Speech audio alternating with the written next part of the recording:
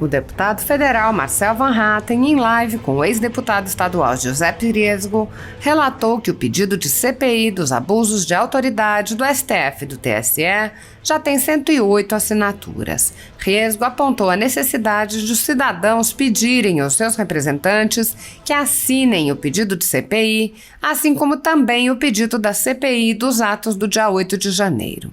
Riesgo apontou que o trabalho a ser feito a partir de agora é a oposição séria e responsável ao governo Lula e que, para isso, a CPI dos abusos de autoridade do STF e do TSE é essencial.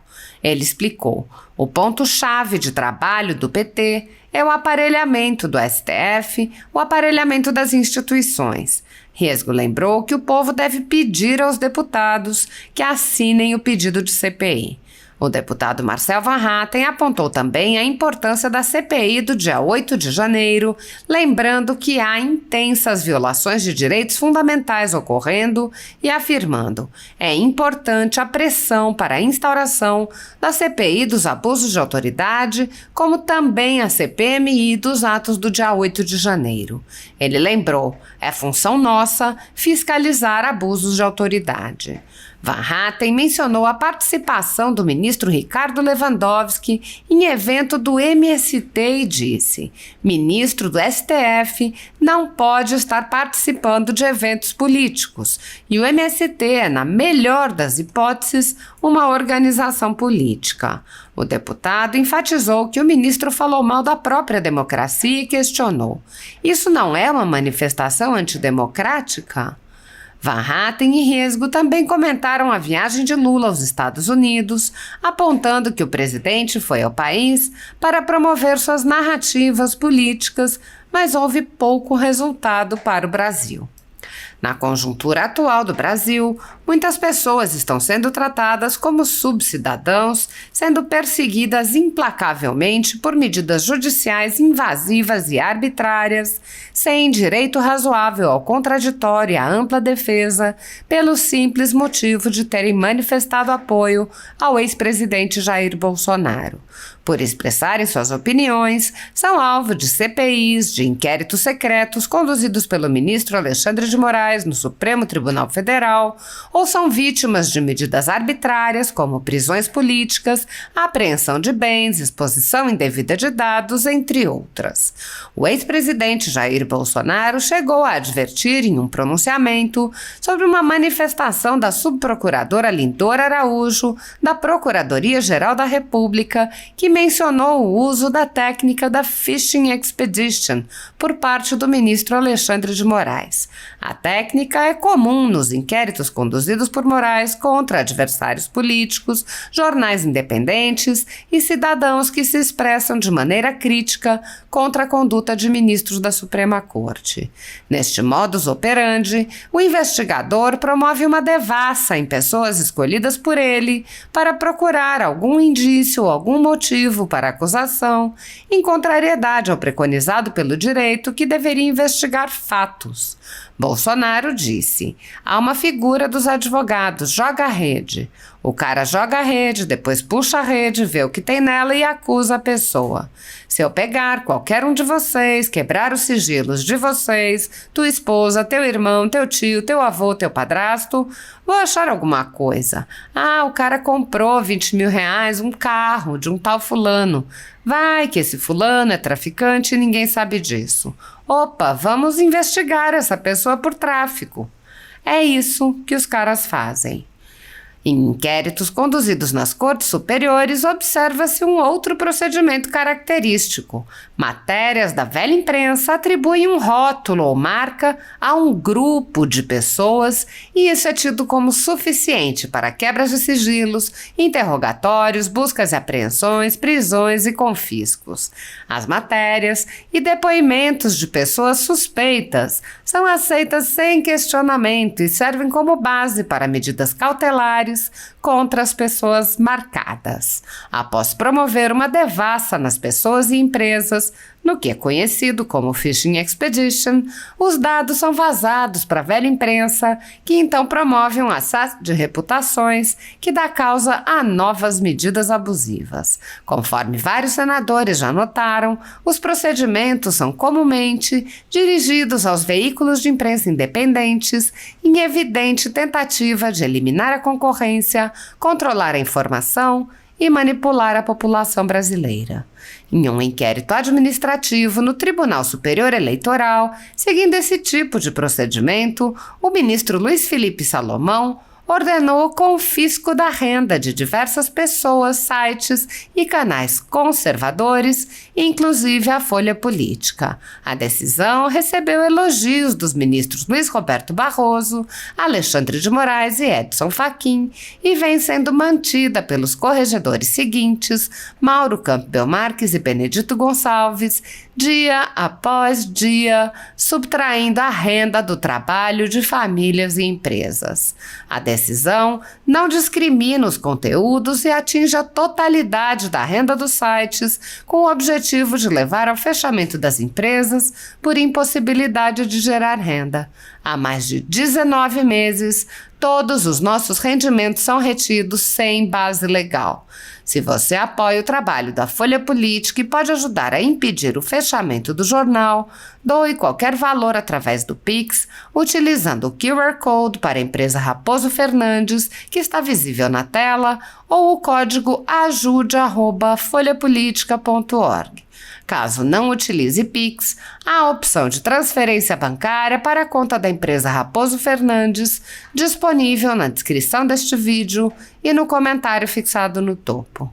Há 10 anos, a Folha Política vem mostrando os fatos da política brasileira e dando voz a pessoas que o cartel midiático quer calar. Pix ajude@folhapolitica.org. Assista! Bom dia, pessoal.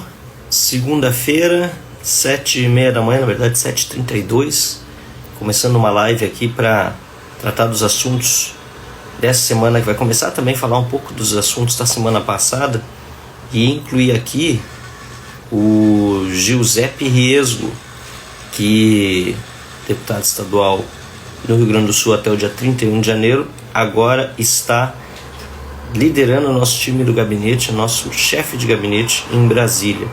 A gente vai passar a fazer periodicamente aí um relato das coisas que estão acontecendo e das mais importantes que precisam acontecer, e por isso a gente precisa também divulgar para todos vocês. Querido Lu, chegando aí o Giuseppe Riesgo, acabei de aceitar a solicitação dele para participar dessa live aqui.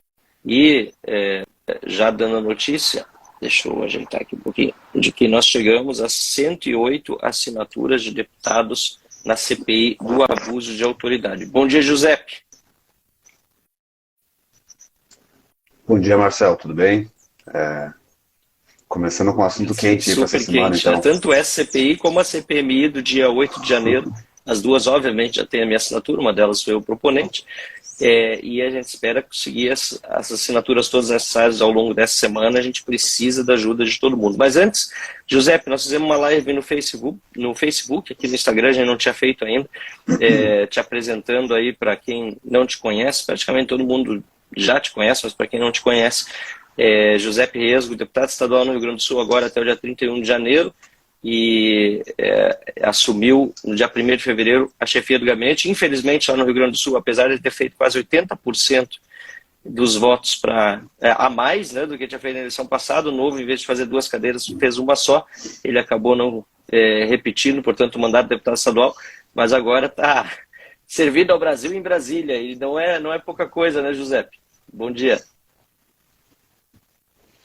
É isso aí, bom dia, bom dia. É isso aí, acho que a gente fez um bom mandato Excelente. nos 4 anos, né? Tanto que a votação aumentou, né, cara? Então, acho que o momento é da gente tentar continuar contribuindo para o Brasil de alguma outra forma, né? Então, eu te agradeço pelo convite e agora estou disposto e à disposição para trabalhar em Brasília para a gente fazer aquilo que é necessário, principalmente, né, Marcelo? Acho que o principal aí é fazer uma oposição séria é uma oposição de verdade, que não se venda, né? Que a gente vê aí, infelizmente, os mais variados casos de pessoas que se dizem oposição numa hora e na outra facilitam um pouco para o governo que se instaurou aí. Então, acho que a nossa função, tua, obviamente, como deputado, e minha ali como chefe de gabinete, é manter essa oposição de forma responsável, de forma séria, com bons argumentos, com linhas de trabalho responsáveis de trazer realmente uma pedra no sapato do PT e incomodar eles e mostrar que o brasileiro não está satisfeito com isso, né? E acho que o principal, nesse momento de trabalho nesse sentido, é a CPI. Eu acho que a CPI faz parte de um processo todo de demonstração de que as coisas não vão ser tão fáceis assim, principalmente porque o ponto-chave de trabalho do PT, no meu entendimento, o aparelhamento do STF, o aparelhamento das instituições, e se eles têm um STF militante, como até a gente pode comentar depois, a questão do ministro Lewandowski, que teve no evento do MST, aí, eles acabam controlando o país, né? Então eu diria que a CPI é o ponto fundamental, principal desse início de ano, e por isso que é importante que a gente busque as assinaturas, né? Estamos chegando já mais de 100 assinaturas, chegando a 108. Quanto tem o número? 103, 104? 108. Olha só, falta 60 assinaturas, 60 e poucas para a gente conseguir fazer a CPI. Acho que esse é o ponto-chave aí. E para isso que a gente precisa da live, né? Para mostrar para as pessoas aí que falta ainda algumas pessoas assinarem, falta alguns deputados assinarem, e é função delas conversar com o deputado delas, pedir que eles assinem Exatamente. a CPI para que ela possa ser instalada. E outra CPMI importante é a do dia 8 de janeiro, para tratar das manifestações que aconteceram em Brasília, que desembocaram em vandalismo por parte, infelizmente, de uma parte das pessoas que ali estavam, e a gente não tem como não dizer do repúdio a todos que fizeram manifestações criminosas de violência, e também dizer que nós queremos investigação total, porque agora o Palácio do Planalto botou sigilo sobre as câmeras de segurança do local, o que não dá para entender, o que o PT teria a esconder, né, o que Lula teria a esconder. A gente já tem visto aí que há uma série de indícios de que o Ministério da Justiça, assim como o Distrito Federal, né, agiu mal, de forma omissa, talvez até para contribuir com o que aconteceu ali no dia 8 de janeiro. E eu vou também na quarta-feira, já para informar todos aqueles que têm mencionado o caso daqueles que estão presos. Eu vou, na quarta-feira à tarde, junto com um grupo de senadores e de deputados, visitar ambos os presídios, tanto da Colmeia como da Papuda, para averiguar em loco a situação daqueles que estão presos lá. Há uma preocupação muito grande com a injustiça feita com muitos que não participaram de atos de vandalismo e que não obtiveram o devido processo, não estão tendo acesso como deveriam a advogados, pelo menos assim têm chegado as informações até nós. E o deputado Sanderson, que tem sido um líder nessa questão, preciso fazer esse reconhecimento público aqui, ele vai estar junto, o senador Eduardo Girão também estará junto, e mais alguns parlamentares nessa quarta-feira para fazer essa visita à tarde nos dois presídios. Então, já para deixar informado todos aqueles que estão nos acompanhando, é importante a pressão para que saia tanto a CPI do abuso de autoridade do STF e do TSE, como também a CPMI do 8 de janeiro. E, Giuseppe, assim, a tua impressão dessa primeira, na verdade, na semana de trabalho que chegou, e as coisas já estavam bombando lá em Brasília. Deu 10 dias agora. Pois cheguei para...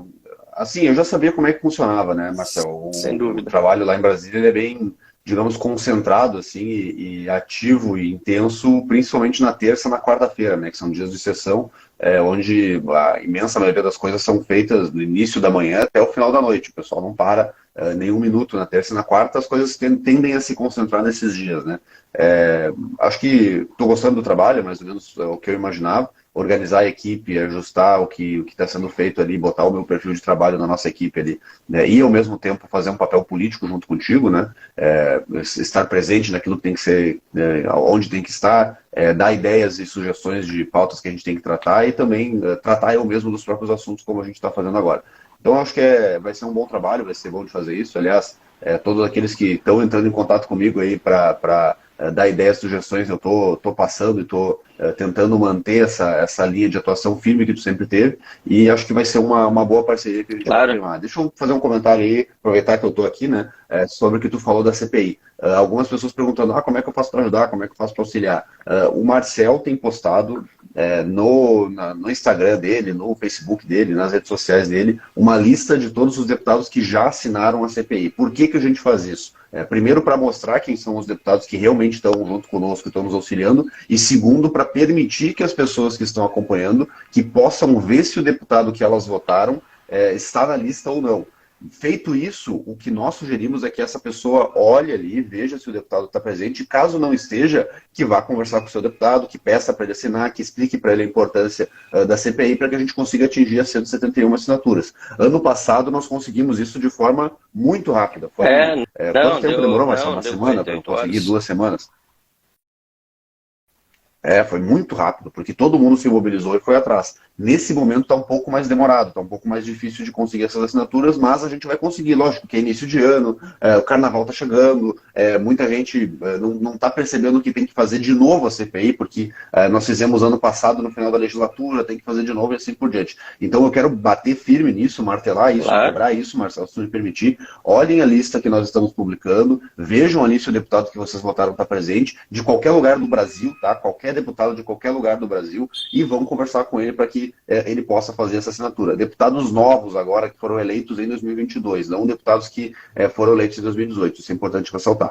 E aí, depois que a CPI estiver instalada, aí, meu amigo, aí a coisa fica um pouquinho mais complicada para o lado deles, e a gente... Exatamente, até porque é função nossa do parlamento fazer investigação sobre abuso de autoridade, e o que nós vemos tanto no STF como no TSE foi isso e continua sendo isso. Então, se achando um poder sem limites, agora no domingo saiu essa informação aí, uma matéria que eu até perguntei se era fake news quando eu vi o primeiro print circulando, Lewandowski num evento do MST e falando contra a democracia. Pois também falando contra a democracia brasileira. Um absurdo, sabe? Falando a favor do marxismo, fim da democracia burguesa, que ela não nos representa, sabe? O ministro do STF, para começar, não pode estar participando de eventos políticos. E o MST na melhor das hipóteses, uma organização política, porque, na minha opinião, é uma organização, ela é um grupo marginal, age à margem da lei, não tem CNPJ, tenta atingir seus objetivos por meio da violência, né, e do terror. E, além disso, ele vai lá e fala mal da democracia brasileira, dizendo que não o representa e que seria uma democracia burguesa. Isso é falar mal da nossa Constituição. Isso não é uma manifestação antidemocrática, José? Isso com certeza é um ataque às instituições, né? O termo que gostam de usar, né? Tá atacando as instituições, o ataque à democracia. É um absurdo pensar que a nossa Suprema Corte virou isso. E o que nos deixa aflito, na verdade, né, Marcelo, é que quem vai parar esses caras, né? Essa é a grande pergunta. O ministro do STF, se fosse um momento comum, onde tivesse o balanço entre as instituições, ou pelo menos os freios e contrapesos, que tanto dizem que tem que ter na democracia, ele iria no evento do MST, mas ele iria com receio de que o Senado poderia investigar ele e dizer que ele está passando do limite da função dele. Né? Exatamente. Hoje em dia não tem mais isso. Hoje em dia, ainda mais com a eleição do Pacheco no Senado, que nós esperávamos que não acontecesse, ou pelo menos que fosse um pouquinho mais difícil, né? A eleição do Marinho era algo que se imaginava que poderia acontecer, apesar de difícil. Nós imaginávamos ali cerca de 30 e poucos votos para o Marinho, mais do que esses 32 que ele teve, né? E agora, me parece que o STF dá a entender que eles podem fazer o que eles quiserem e que eles não estão nem aí para o que vão falar. Eu vou no evento do MST mesmo e azar, eu vou para os Estados Unidos mesmo e vou falar, perder o mané para o cara que me cobrar na rua e azar e assim por diante. Isso é algo que dá mais um motivo para a gente instalar essa CPI e mais um motivo para que nós possamos pelo menos dizer para eles que, olha, tu tem a tua visão ideológica, tudo bem, tu pode até ter, mas enquanto juiz, enquanto membro da Suprema Corte, enquanto ministro, tu precisa ter uma posição que seja de, não neutralidade, né, mas de pelo menos isenção desses assuntos para julgar de acordo com a lei e não de acordo com a tua vontade política e, infelizmente, isso está acontecendo. Muito bem, Giuseppe. Nós vamos atrás das assinaturas agora, sem mais tempo a perder, né? Porque já começou o ano legislativo, antes no período do recesso não adiantava protocolar. É importante lembrar que nós tivemos problemas também no próprio sistema Infoleg, uma série de instabilidades. A gente não está naqueles dias antes da posse, quando já estava aberta, né, alguns dias antes da posse, o sistema, a possibilidade estava aberta para novos parlamentares assinarem. Nós tivemos problemas também no sistema. Agora, a princípio, está tudo certinho, né? 108 deputados já assinaram e vamos atrás das assinaturas que faltam. Tem mais alguns assuntos aí para tratar, José? A princípio, tudo certo. Sim, eu queria uma visão tua, Marcelo, um comentário rápido teu, que eu sei que tu acompanhou isso. Eu tenho visto, eu comecei a seguir o Lula no Instagram, tá? É uma experiência curiosa para poder ver o que ele está fazendo. E aí eu vi que nessa semana ele esteve nos Estados Unidos para uma viagem sem motivo aparente, assim. Aí eu fui ver o que ele foi fazer. Foi para os Estados Unidos, aquela pompa toda, avião presidencial, fotos, etc. E foi fazer uma reunião com o Biden. E fez um discursinho lá com o Biden. Falou, só que assim, o que me parece não problemático, mas eu não vejo conteúdo numa viagem dessas, não vejo conteúdo, não trouxe nada para o Brasil de qualidade, e um discurso que ele deu para o Biden, eu fiz questão de ouvir todo o discurso que ele fez no Salão Oval, na Casa Branca ali, ele e o Biden, 60% ou 70% do discurso é falando mal do Bolsonaro, e outros 20% ou 30% é falando amenidades e platitudes e coisas comuns aí sobre o meio ambiente. Não sei se chegou a ver, acompanhar a viagem dele, mas eu queria uma impressão tua aí, porque eu não consigo ver a utilidade do negócio, entendeu? Parece que voltou aquela coisa do... Eu lembro que o Lula viajava muito no primeiro mandato dele. Ia pra lá, ia pra cá, ia pra cima, ia pra baixo. Tinha até aquela brincadeira do... Como é que era o nome daquele programa que passava sábado de noite? Zorra Total, eu acho. Que era o cara que falava, olha o Lula indo, olha o Lula vindo. Porque ele viajava e não fazia nada, né? Então eu queria ver qual que é a tua impressão. José, eu não tô com a mesma paciência como a tua aí para acompanhar o Lula no Instagram, mas eu... tem que passar por algumas coisas. Mas eu vou considerar essa possibilidade, mas já que tá assistindo, quem sabe tu me passa as partes mais interessantes, se é que tem alguma, para eu não precisar passar por isso. Mas eu vou dar uma olhada também. De qualquer maneira, sim, eu acompanhei a viagem por dever, obviamente. A gente tem que saber o que está acontecendo. Presidente da República, mesmo que devesse estar na cadeia, ele é hoje mandatário da nação, né? Isso é já surreal.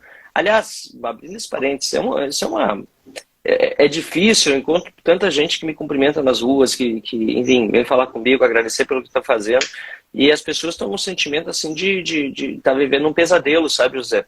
Está vivendo um pesadelo por ver um ladrão, uma pessoa que devia estar na cadeia, presidindo o país. O que diz para os seus filhos? Os processos foram anulados. A gente sabe que isso aí foi mera gambiarra jurídica, né? E essa é a grande... Parece que não é verdade. As pessoas estão assim, e me perguntando quando é que as redes vão ser censuradas. Você está falando as coisas que muitos outros não têm coragem. Pois eu não sei, eu espero que não sejam, porque eu vivo num país livre, mas eu sei que na verdade não é bem assim. Tudo que o STF está fazendo e tudo que essa galera do PT quer, né, de vingança. E aí, entrando na tua pergunta, o motivo principal da viagem foi fortalecer a narrativa do PT de perseguição política, de que o Bolsonaro era tudo de pior podia acontecer para o país, que tanto ele como Trump, né, representam o mal, e que o Lula e o Biden então estão ali para recuperar os destroços da nação. A gente sabe, não precisa nem falar do Bolsonaro, é só olhar a história do PT. Se o PT tivesse sido bom para o país, não tinha pobreza mais no Brasil depois que a Dilma sofreu impeachment. Aliás, ela não teria nem sofrido impeachment, não teria milhões de desempregados, não teria todo esse desastre que o PT trouxe em termos econômicos e sociais para o nosso país, né? Então, é pura narrativa, assim como essa está sendo uma narrativa sórdida que o Lula está fazendo contra a autonomia do Banco Central, né, que é uma das maiores conquistas que nós tivemos durante o meu mandato de deputado federal, foi ter votado a autonomia do Banco Central. Ela é tão canalha, essa narrativa, de tentar atribuir a culpa pelos problemas econômicos que o Lula está gerando para o país, que o PT nem está pensando ou cogitando em apresentar o fim da autonomia do Banco Central no plenário da Câmara ou do Senado. Ou seja, eles estão falando isso como pura bravata e para tentar desviar o assunto. E para concluir sobre essa questão do que o Brasil ganhou com essa visita do Lula aos Estados Unidos, 50 milhões de dólares, que para quem enfim, para quem entende o mínimo de política, claro, 50 milhões de dólares parece um bastante dinheiro. Nossa, 50 Pro milhões fundo de da dólares Amazônia, para né? salvar a Amazônia, pelo amor de Deus, isso aí é um deboche, né? E a turma lá dos Estados Unidos dizendo que agora, né, o Lula vai salvar o país, levou a Marina Silva junto, né, a questão ambiental e tal, sendo que no governo do Lula foi quando houve os maiores índices de desmatamento já vistos na história recente do Brasil. Então, é pura narrativa, a viagem dele paga tudo com o nosso dinheiro, né, e a gente precisa fazer o oposto. Enquanto ele vai lá fazer a narrativa mentirosa, a gente colocar a verdade no lugar e fazer o nosso papel de oposição.